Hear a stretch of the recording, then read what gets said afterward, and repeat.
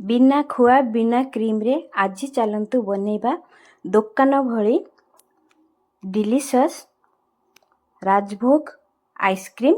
यही राजभोग आइसक्रीम बनवाई कि भिडियोटी को आपण मैंने संपूर्ण देखंतु, शेष जाए देखंतु, लाइक शेयर करिवे, चैनल रे नुआ थिले सब्सक्राइब करिवे, सब्सक्राइब करिया पई जमा भी भूलिबेनी। नमस्कार, जय जगन्नाथ सांग माने मम्स किचन क्वीन रे आपण माननकु समस्त को बहुत बहुत स्वागत। राजभोग आइसक्रीम बनिया पई कि मु एडी 1 लीटर क्षीर नहींची, आउ एडी ड्राई फ्रूट भितरे काजू आलमंड 6 रु 7 टी गुजराती नहींची, 1 कप चीनी, आउ एडी किछि कटा हितवा ड्राई फ्रूट, आउ एडी किछि केसर कॉर्नफ्लोर ए सब को साइड रखी नबा।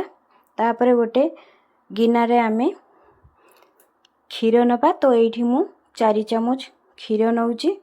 4 चम्मच क्षीर देला परे एथिरे जो मु केसरटा रखीची ताकू एथिरे मिसेइबी। तो मु केसरटा मु एठी अधिका करी दिए नेइची, आपण माने चाहिए फ्रूट कलर भी नहीं परिबे। तो मु फ्रूट कलर नेइनी, एठी केसर नेइकी आइसक्रीम रो कलर भलो आनिया पई कि एठी केसरटा नेइची। तो एपटे रखी नवा ताकू। तापरे आमे जो गोटा ड्राई फ्रूट रखीचु आलमंड काजू आउ गुजराती से उषम पानी देकी बतुरेकी आमे आधा घंटा पाई छाड़ी देबा। एपटे आउ गोटे गिनारे आमे 2 चम्मच कॉर्नफ्लोर नबा, आउ 4 रु 5 चम्मच आमे पानी देकी एथिरे गोलेकी साइड रखी नबा। तापर या भितरे देखंतु हमर ड्राई फ्रूटटा बतरी गलानी। ये देखंतु आमे जो आलमंड रखीचु सेथिरु चोपा बाहर करने की याकू ग्राइंड करि नबु। तापरे एपटे देखंतु गोटे कड़ाई बसै नेइची। कड़ाई रे मु जो क्षीर 1 लीटर क्षीर रखीची ताकू एथिरे मु देई दउची। आ फ्लेम को प्रथम रु मीडियम बा लो रे रखिबेनी, हाई फ्लेम रे आमे क्षीरटा को फुटेइबु। तो एमती फुटिया समय रे एमती गोळे गोळे की आमे क्षीरटा को फुटेइ नबु। तो ये देखंतु क्षीरटा आमर उतरी गलानी, माने फुटी गलानी।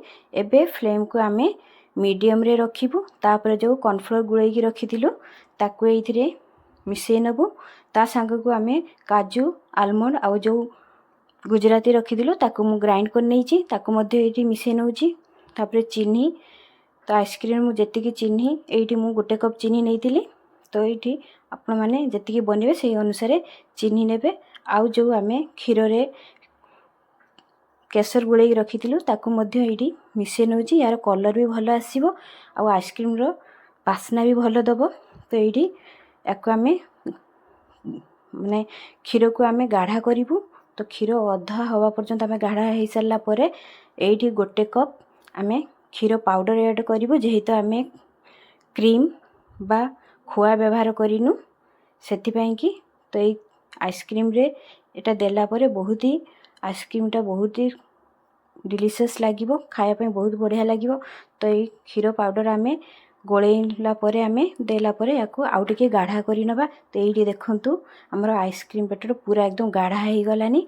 आउ 2 मिनिट पाई कि आमे हाई फ्लेम रे याकू फुटेइ नबु।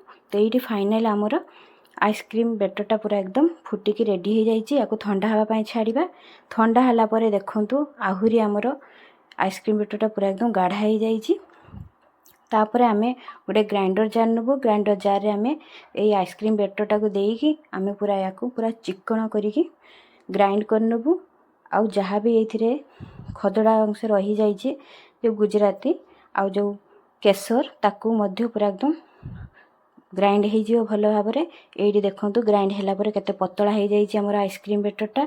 तापरे आमे याकू जमिया पई कि मु एमती गोटे कंटेनर नेइची।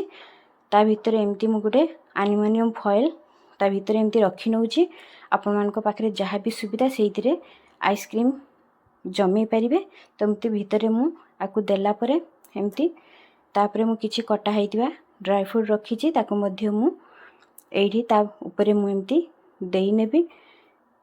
तो आपण माने मु एतिकी नेइथिली, आपण माने आहुरी किछि ड्राई फ्रूट ऐड करि परिबे, निज पसंद अनुसार ऐड करि परिबे। तो ये ड्राई फ्रूट देला परे जो आइसक्रीम बैटरटा आमे रखीचे ताकू एथिरे ଦେଇଦେବା ଢାଳିଦେବା। ଢାଳିକି ୟାକୁ ପୁଣି ତା ଉପରେ ଆଉ କିଛି ଡ୍ରାଏ ଫ୍ରୁଟ୍ ଏମିତି ଦେଲା ପରେ ୟାକୁ କଭର୍ କରିବା। କଭର୍ କରିବା ପାଇଁକି ମୁଁ ଆଉ ଗୋଟେ ସାଇଜ୍ରେ ସାଇଜ୍ରେ କାଟି ନେଇଛି ଯେଉଁ ଆଲୁମିନିୟମ୍ ଫଏଲ୍, ତାକୁ ଏମିତି ଦେଇକି ତା ଉପରେ ଆଉ ଗୋଟେ କଭର୍ କରିକି ଏମିତି ଘୋଡ଼େଇ ନେଇକି ୟାକୁ ପୁରା ଏକଦମ 8ରୁ 10 ଘଣ୍ଟା ପାଇଁକି ଫ୍ରିଜରରେ ଛାଡ଼ିବା। ଆପଣମାନେ ଯଦି ରାତିରେ ଜମାଉଛନ୍ତି ପୁରା ଫୁଲ୍ ରାତି ଛାଡ଼ି ଦେଇପାରିବେ, ଫ୍ରିଜରରେ ରଖିଦେବେ, ସକାଳୁ ବାହାର କରିବେ, ଭଲସେ ଜମି ଯାଇଥିବ।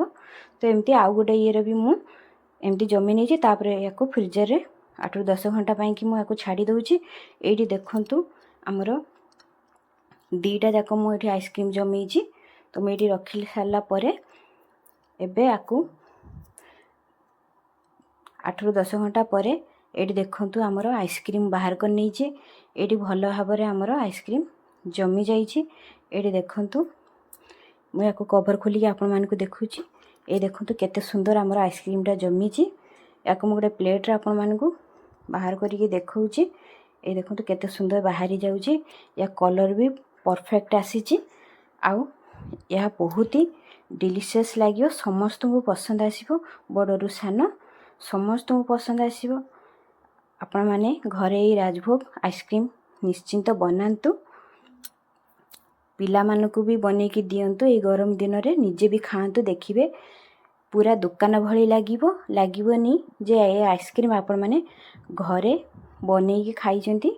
ବନେଇଛନ୍ତି ବୋଲି ଲାଗିବ। ଯାହାକୁ ବି ଦେବେ ସେ କହିବେ ବୋଧେ ବାହାରୁ ଏଇଟା ମଗା ହେଇଛି, କିନ୍ତୁ ଘରେ ଆପଣମାନେ ବନେଇଛନ୍ତି ବୋଲି କେହି ବି ବିଶ୍ୱାସ କରିବେନି। ତ କେମିତି ଲାଗିଲା ଏଇ ରାଜଭୋଗ ଆଇସ୍କ୍ରିମ୍ କମେଣ୍ଟ ମାଧ୍ୟମରେ ଆପଣମାନେ ନିଶ୍ଚିନ୍ତ ଜଣାଇବେ। ପୁଣି ଦେଖା ହେବା ଆଉ ଗୋଟେ ନୂଆ ଭିଡ଼ିଓରେ। ସେତେ ପର୍ଯ୍ୟନ୍ତ ରହୁଛି। ଜୟ ଜଗନ୍ନାଥ।